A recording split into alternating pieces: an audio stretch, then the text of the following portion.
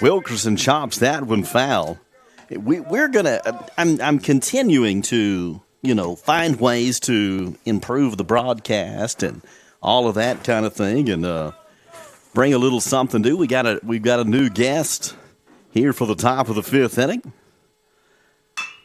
As Wilkerson chops that one toward the third base, Ducksworth is going to fire that one over the first baseman's head, and Wilkerson aboard on the E5.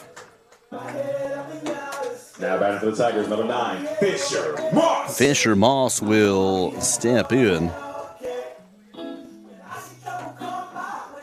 Can you hear me? Yes, sir. All right, there we go. Ha ha. Hold that thought. Fisher Moss steps in here. Moss, 2 walks on the afternoon and a stolen base as he steps in with nobody out and a runner aboard. We've got another. I'm going to let you introduce yourself. You just in your very best. Welcome to the broadcast. Tell everybody who we're talking to this afternoon.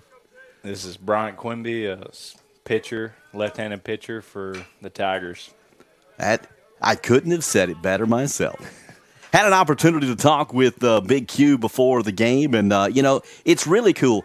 We have opportunities all the time to converse, whether it's before the game, in between doubleheaders and whatnot. It's awesome to have you in the booth this afternoon, as that's going to get away from the first baseman. Wilkerson's picking him up and putting him down. He's going to go first to third. And the error by the pitcher puts West Alabama 90 feet away from taking the lead here, as the new pitcher, Alik Avila, fires one over to first base. And that one got away from the first baseman, Preston Ratliff. And Wilkerson, right out of the chute, knew that he was going to have to make a good turn at second. And he's 90 feet away from giving the Tigers their first lead of the afternoon. With a 1-1 count is Fisher Moss. Moss awaits the offering, fouled into the screen. Like I was saying, we get an opportunity to talk all the time. We never get a chance to visit like this. And, I talked to Judah before, and, some of the things that it's hard for people that aren't here every day to get that dugout feel, what the clubhouse is like. After this pitch, I'm going to ask you that question as Moss chops that one toward the first base dugout. What's the feel in the dugout right now? Like, what's the clubhouse like? Right now, it's pretty positive right now because we're 8-4 in conference, and, we had a pretty good series versus the number 2 team in the conference. So we're pretty excited right now for where we are and what is to come. So I'd say it's a good atmosphere. Moss takes that one low.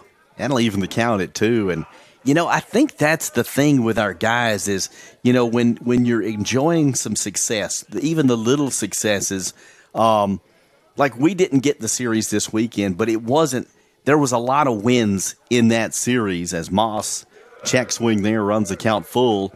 We pick up game 1. We're within a whisper. You and I talked this same conversation just off the air this afternoon. I mean, one hit here or there, and all of a sudden, that's a series win for us. Yeah, I agree. I feel like we were right there every game, and to be right there, with a quality opponent like that, it's a good feeling going forward. Moss is going to go down on strikes for out number 1 in the inning. And, I felt like all weekend long, you're a part of our pitching staff. Our pitching gave us an opportunity all weekend long to be there. And during your time here, that, I hate to say this, that hasn't always been the case. We would have a great pitching day and an off-hitting day, or we would hit well and didn't get it done on the mound. And we've been able to mesh those two really well this year. Yes, sir, we have. Right now, Coach Ward's just been telling us to not focus on, that we're pitching good right now and the hitting hasn't been there, just to focus on doing our job and it'll come around, Yeah, Judah alluded to that, and I think it's a great way to look at it is, nobody's trying to do too much as Nick Wilson. He's got a 1-1 count. He almost wore that one in the ear hole there. You don't have to do it all. You do your little part on this particular pitch or this whatever, and let the rest of it kind of figure itself out. That one's lifted into center field. Drifting back is Williams. That should plate another run for West Alabama.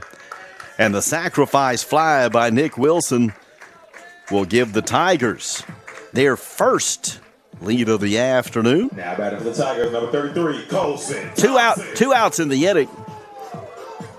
But West Alabama's able to plate a run. You were saying. Just talking about doing your part. Just talking about doing your part, you know. Oh, yeah. That's what he's been telling us after every weekend series, that we don't have to try to do too much, because oftentimes as pitchers, you know, we get too mad and try to do too much when certain things aren't happening, like hitting or, you know, fielding, and that it takes away from our job. Well, all of those things that you're talking about, you know as well as I do, but we all get caught up into those thinking like, golly, if we just hit or if we just made the play or whatever. As Colson Thompson shoots that one through the right side. A 2-out knock for the Tigers. I tell you what, 2-out base hits, that's the stuff dreams are made of.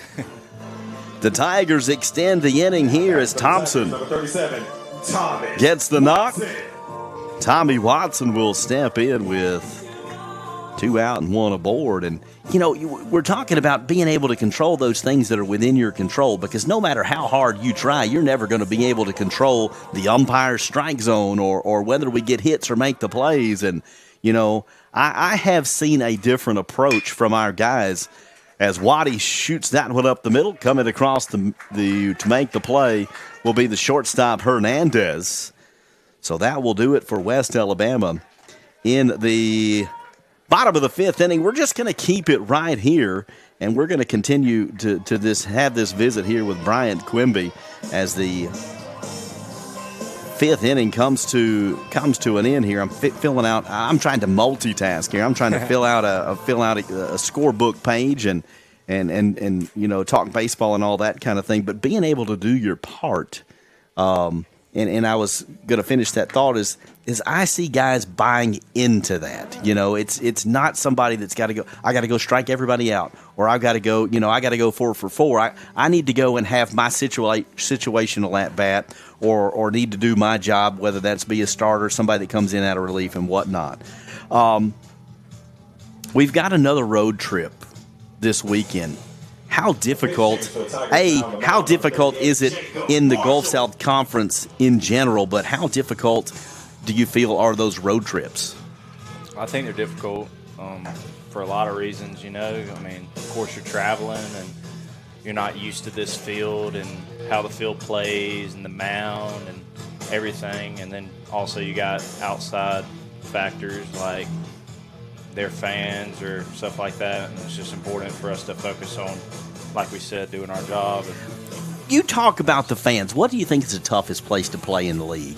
And for whatever reason, it could be anything, whether it's whatever that is. But where's a tough place that you have been in the league? Yeah, I know in the past people talk about Delta State, how they have students and fans chirping, but I'm trying to think of one that was like specifically hard to pitch in.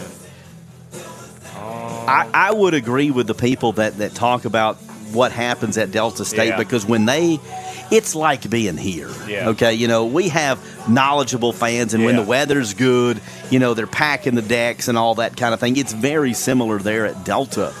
But what's it mean to play here at Tartt Field? It means a lot, because I feel like the community that we have cares a lot about baseball, and we've been really good in the past, and in those years that we were really good, it was a great town to play for, you know, and we want to get back to that style of baseball. I think there's a lot of buzz right now for Tiger baseball in the fact that, you know, we are off to a really good start in the league. We're off to a good start in general, and just there's a lot of stuff. I mean, look at this new facility, man. I mean, I've been here almost 20 years and never dreamed that we would see what we have right now. Yeah, it's awesome. So many different things that are good. Like, not having to worry about Tartt pool as pitchers and all that kind of stuff. If you've never pulled a tarp, Yeah. you don't know the misery that is Yeah. pulling a tarp. It's tough. On the mound for West Alabama, the Tigers, they go to the bullpen. They're going to go with the right-hander, Jacob Marshall. So Marshall out here to start inning number 6. An exciting time for Tiger fans to be able to not only listen to a little baseball, but get to hear from some of the Tigers. We've got Bryant Quimby in the booth with us this afternoon.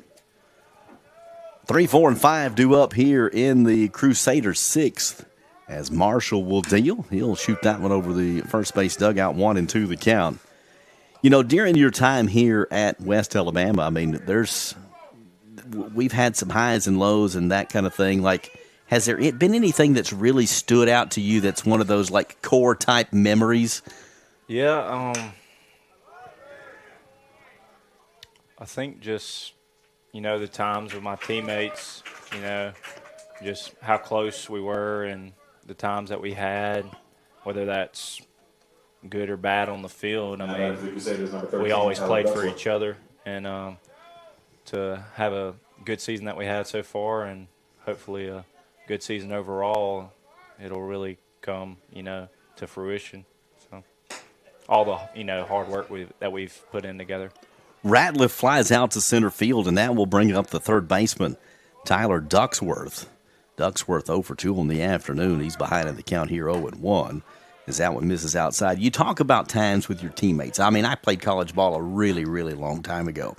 And I remember more of the times one-on-one or with those guys, whether it's a bus ride or some, crummy hotel that the coach put us in, at the time, more so than any one particular game. And we won a lot of games, during my time. And I think it really speaks volumes to how close you can become as a ball club as Marshall gets the strikeout on Ducksworth here, second out of the inning.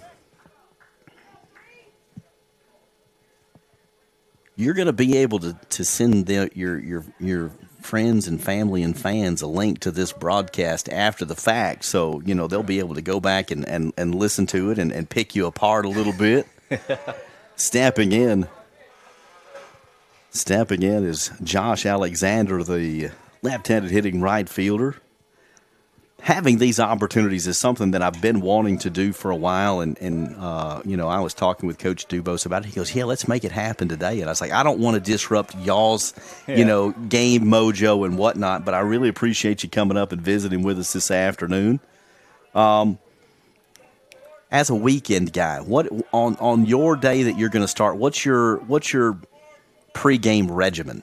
Do you have any superstitions or things that you like to eat, or what do you like to do going into a start there? No, normally I try to get as much, water as I can and focus on drinking the right things like electrolytes, Gatorade, and all that. And then I try not to have too big of a lunch, because I'm going to be moving around and being pretty active while I'm throwing. So I don't want to have an upset stomach. So no I doubt. try to eat pretty clean, and then I try to keep it loose, just don't try to get too serious or lock in too much before the game until about an hour before. That's when I'll kind of lock in. Well, I think your body, your mind, like if you lock in too early, the fatigue sets in and you can't keep that up. As Alexander doubles into center field, due up here is Jaden Mark, the catcher. So 2 out and 1 aboard here for West Alabama. But I don't think folks understand, you got to be ready for the game. Well, you do, but you have to know at what point in time you can begin that really intense prep, because you can get fatigued and not be able to go the distance. And I know that sounds, odd for some people, but that's just the way it is. I think you said it really well there. As Mark will shoot that one into right field, settling under it, the Tiger right fielder Fisher Moss. Out number 3 in the inning, and F9 for the folks scoring at home. So for the Crusaders in the 6th inning, no runs on 1 hit, no errors. They strand one. We've been talking with Bryant Quimby. Before you go today, anybody you want to say hi to on the broadcast that might be listening later on? Not to put you on the spot, but you have the opportunity, so the floor is yours, my friend. I'll call out some players that are my good buddies. Sam Smith, if you're watching, you better come to UWA here soon and watch us. Jack Wynn, you too, and Tyler Benson. I tell you what, you pick three really good dudes, man, and I hope they do come soon. But Big Q, thanks for the visit, my friends. Yes, sir. I tell you what, that was one of your starting weekend pitchers, Bryant Quimby.